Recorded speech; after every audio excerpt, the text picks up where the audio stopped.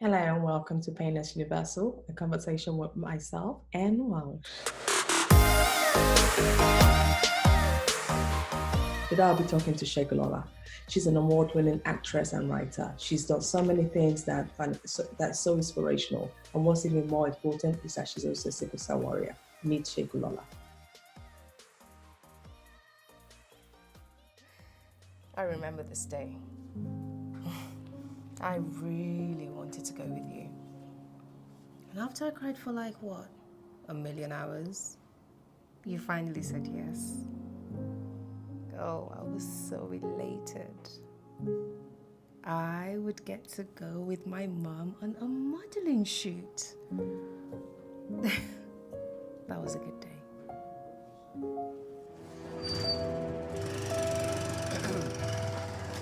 Detective. How did you know I was a detective? Oh, maybe I'm a fortune teller. You don't believe in magic? I believe in logic. Oh. But sometimes, detective, some things defy logic. Like matters of the heart, for example. Okay, so you're telling me that you've never nearly done it? No. Not even one small. Not even one small. Welcome everyone to Painless Universal, a conversation with myself and Welsh. I'm here with the gorgeous Segilola, and I'm really inspired that you've joined me all the way from Lagos, Nigeria. How are you? How are you, darling? I'm very well, thank you. Yeah? Doing well, yeah. And how is Nigeria weather-wise? It's amazing. It's sunny. It's always 90% sunny. Yeah, it's not raining. It's always hot. Yes. So you're lucky. Yeah. Yes, you've got the consistent kind of weather. It's always the temperatures seem to be at least you never go to the. I don't think you go to the single digits. No, I think since we moved here, it's about 4 years now. The lowest it's ever been, it's like 28. Wow, that's not. Yeah, so it doesn't go lower than that. Yeah. At least not in Lagos, where we are. Yeah. So always, wearing spaghetti strap dresses. Get by with the kids. Well, I'm so glad you joined me because I find your story really inspiring. You used to live in the UK, and one of where we met was actually through our sickle cell society, and people forget that it's been a long time. I think 15 years now. Yeah, it's been a really long before we go into it, could you just tell us a little bit about yourself, who you are? So, like Anne said, my name is Segilola. I am a filmmaker. I act, I write, I produce, I direct. I'm a mom of two. Currently living in Nigeria. Moved here about 4 years ago now. Has it been up to 4 years? Yeah, it's about 4 years ago. So far, so good. Loving it here, weather is always on point. But yeah, like I said, I'm a filmmaker. So I have a production company based in the UK, and I work a lot out of the UK, so I'm forever traveling back and forth. But also like partnering with filmmakers here. And the purpose is just, I've always been an artist. It's, something, for me, it's a healing tool. So I paint, and anytime, I'm feeling some type of way, even if it's mental, I just go up to my studio and I just start painting. So I've always been an artist, and I've always found it as, a great tool to help with healing. So my films, the films I make, it acts as, a healing tool. And that's why I'm so passionate about filmmaking and art in general. So yeah, you would know, you're an author. No, I really admire that. But one thing you didn't mention in your film is that you also have sickle cell. Sickle cell, yeah. It's really crazy because I don't know, I never lead with that. And it's only if anyone notices my eyes, the jaundice. And if they ask about it, then it's like, oh yeah, that's because I have sickle cell. But it's just like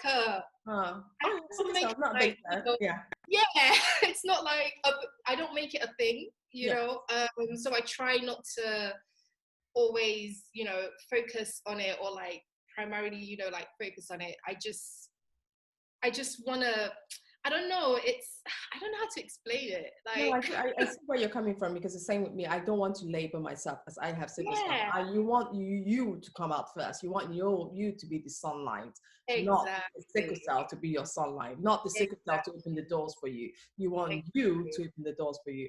But Exactly. saying that, still there's still some people who struggle with it. Yeah. In your circumstances, have you had any incident where you struggled with sickle cell? Has it affected everything Absolutely. you've done? I mean, in my teenage years, I did struggle with it a lot. And I am one of, out of all my siblings, I'm the only one with it. And so I went through a number of years feeling sorry for myself and, just wondering, why am I the only one with this disease? you know, um, and it did. So the thing is, I've always been a fighter. That's what my dad always says about me. Like, I've always been a fighter. And in school, during exams, there'll be days where I would take exams with pains. But the thing is, I did not want to miss that, my exams at uni. I struggled as well, with like meeting deadlines, writing dissertations. There was, for my third year, I spent most of my time in hospital, but I was determined to turn in my dissertation on time, at a, good quality work. And I've always been a fighter. I never want to have it as a defining tool that, oh, because I have this thing, I can't achieve. No, we are not about that, So That's good. I have struggled with it. I get crises. I get crises. But when I do get hit with crisis, it's no longer a why me situation. It's like, oh man, I'm gonna stress myself out again. Segi, you have to listen to your body. Yeah, but you went on. What surprised me is that you have sickle cell, but you didn't let it define you neither. Neither did you let it stop you from getting married, having kids, and pursuing the career you wanted. And how did you go about with even, there's always the fear of having kids, because I know when I was having my kids, there was that fear. Was that difficult for you? Yeah, it was scary. Because the thing is, as a sickle cell sufferer, you don't want to pass that on. You really don't. When I met my husband, when I met my husband, I was afraid because he's Nigerian, and he's the first Nigerian I've actually ever dated, and I went on to marry him. And I guess automatically, like mentally, that was me trying to protect myself and trying to protect, my kids from the possibility of getting sickle cell. So, but then I met him, his blood type was, AA. So we thought, amazing. I was like, oh my God, this is amazing. He is my guy. And, for the longest time, I've always desired loads of kids, but also the reality is, as a sickle cell sufferer, it's not going to be a walk in the park, or that's what, the doctors said, that it's not going to be easy. You're going to be here probably, having regular blood transfusions and all of that stuff. So that did put a fear in me, but you know what? I had to just give it to God. I was like, you know what, God, if I'm meant to have kids, make it happen. Give me the strength to carry my babies with no issues. And I just had to go into it with faith. Because what else can I do? And when I got pregnant with my first boy, honestly, Anne, it was smooth sailing. It was such an amazing pregnancy. I had so much strength. I was not ill once. The doctors were like, okay, really, Segi? I'm just like, guys, I prayed about this. God is just showing himself. No issues whatsoever. I still kept up with my, antenatals like every 2 weeks. Did you go through that as well? Was it like weekly? Every 2 weeks. Did you have to do blood transfusion as well? Sorry? Did you do blood transfusion? No, at all. Wow. That's what I'm saying. Yeah. I was not ill once. I didn't have any blood transfusions. Like, everything was just great. And I was like, oh my goodness, this is definitely, you know, God trying to tell me something, that whatever, you know, because a lot of it is mind over matter.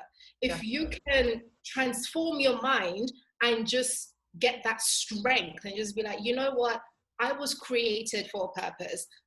My body can do this. Yes. And once you get that in your mind, your body just has to follow. It has no choice but to follow. And that was essentially what happened when I was pregnant with my first boy.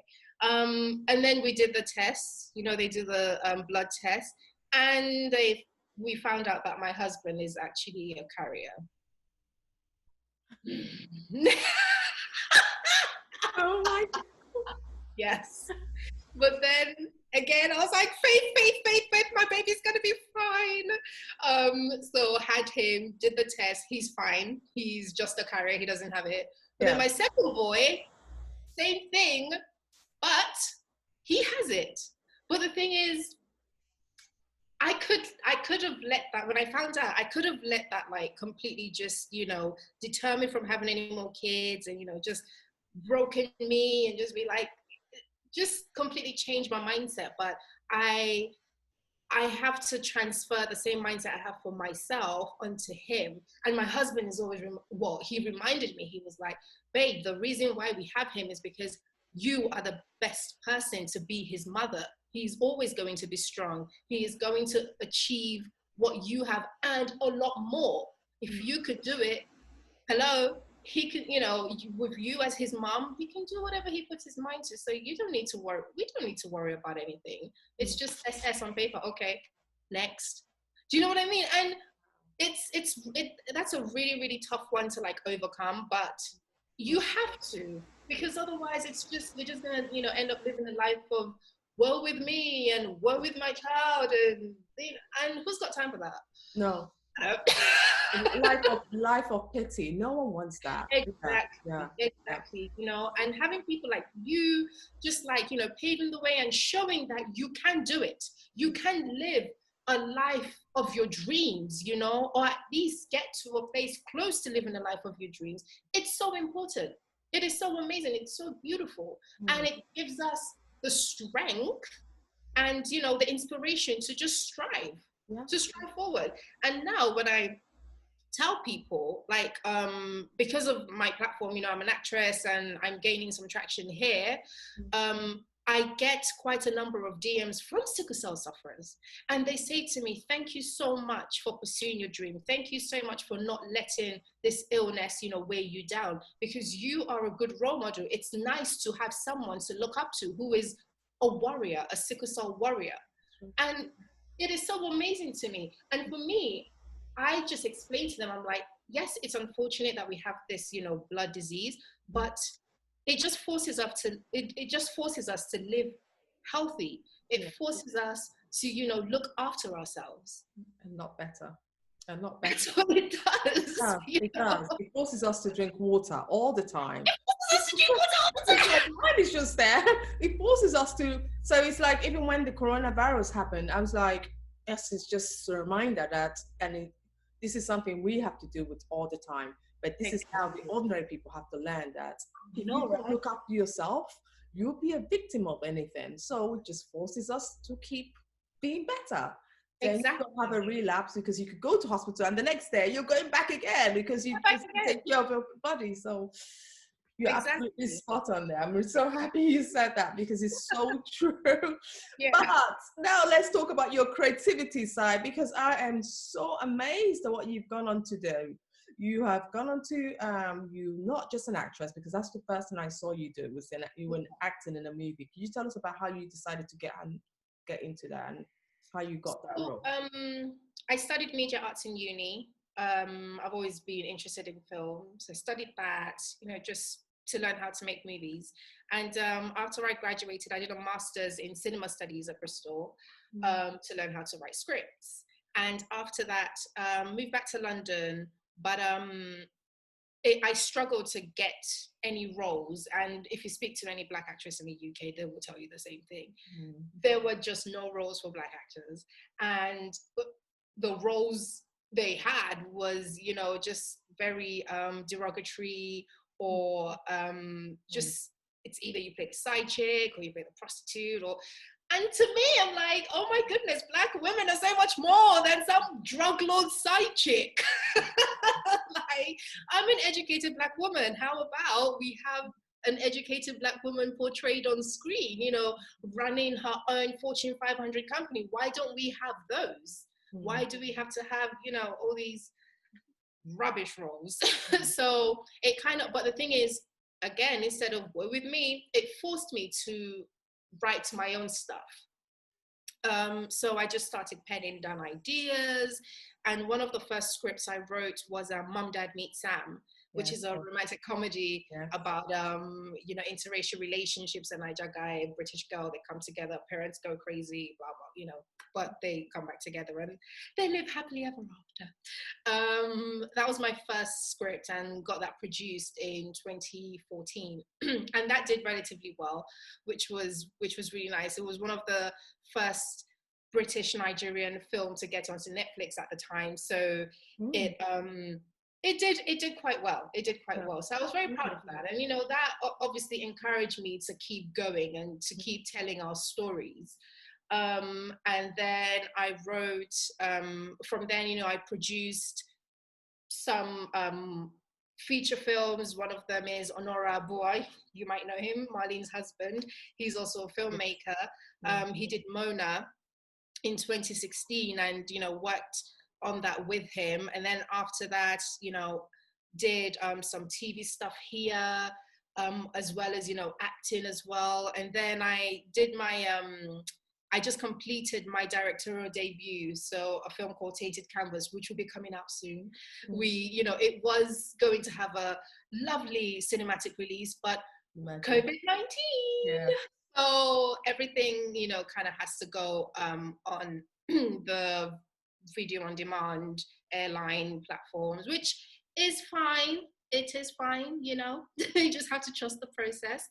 But yeah, that was how I got into filmmaking, and I'm ever so slightly addicted to it. It's a lot of work. I know. Yeah. So you are now based in Nigeria. How are you taking it? Because Nigeria is a film industry hub for Africa, I would call it.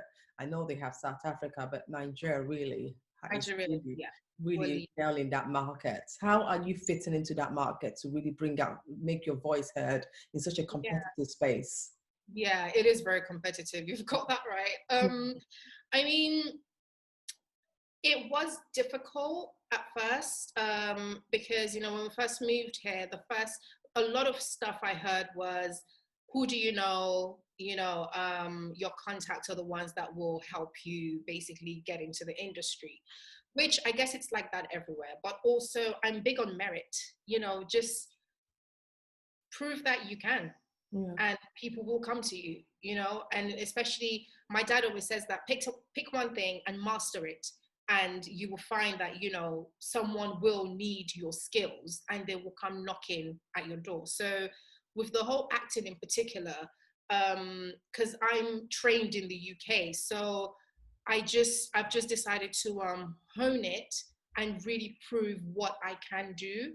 And also it helps that I have, you know, an authentic British accent, so not faking it. So, you know, that makes a big difference over there. It does make a big difference. It really does. And, you know, I was given an opportunity on, I don't know if you've heard of it, a web series, The Men's Club by Red TV.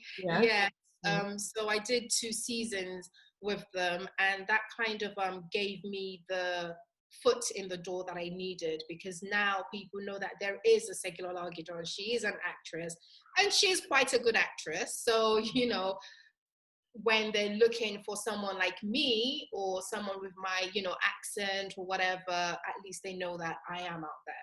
And also what I found was that the time we moved, literally months before, my friends from the UK, some of my friends from the UK had moved here too, and they're filmmakers. So we've kind of all just come together to, you know, create together and help each other out wherever we can. So that, yeah, that's how I'm, I guess. Have there been challenges along the way in trying to blend yourself in and fit in with this, in this film creative Yeah, definitely. I mean, number one, my accent. So there is this predisposition of people to, like, you know, have this preconceived idea that, oh, she must think she's, you know, too good because she's just come back from the UK, sort of thing. But I think that's everywhere. You know, women compete with each other for no reason, and I just don't understand. I'm like, come together, guys. Trust me, we will achieve more. But hey, it's nothing new. I'm used to it. So there is that. Also, you know, the industry here is quite cliquey, and if you're not in, then even if you are the best person for the job, a lot of the time they will go with whoever, you know, is in their space, I guess, social space, social clique, you know. So it's about kind of finding the right balance with keeping in contact with those people and, you know, making yourself involved, but also maintaining your skills and, you know, your abilities without kind of, so it's a fine balance. It's a dance that you have to do, and it's a very clever dance. It's so difficult to try and balance it all. But our final question is really one of hope.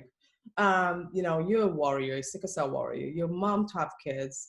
You even have a son who has sickle cell, and you're a family woman. You're also very creative. You're a great actress. I've seen your movies, and I really love watching you because you bring out the movie, make it so enjoyable to watch. But someone, you know, there's so many young girls out there who don't believe that they could get to where you've gotten to. What word of advice or message of hope would you give to someone out there going through, struggling right now to make it? You can achieve whatever you put your mind to, okay? Don't let your body limit you. It's all about your mental state. It's mind over matter, trust me. If you can battle it in the mind, then your body has no choice but to follow. And if I can do it, trust me, you can. That's true. You really can. If you're determined to, you know, live the life of your dreams, you look at people like Anne and just be like, oh my goodness, if she can do it, trust me, I can too, you know? And surround yourself with positivity, surround yourself with positive people, with, you know, positive things, whatever makes you happy. Have that in abundance and just keep going. Keep going. Put your mind to something, focus on it, and just keep doing it. Trust me, you'll get there. You can do it. You can do it. You can do it. You can do it. Yes. Thank you so much, Segilola. I'm absolutely delighted. We were able to have this final conversation without it being cut off. I'm so glad you joined me. Thank you so much. Thank you. Thank you.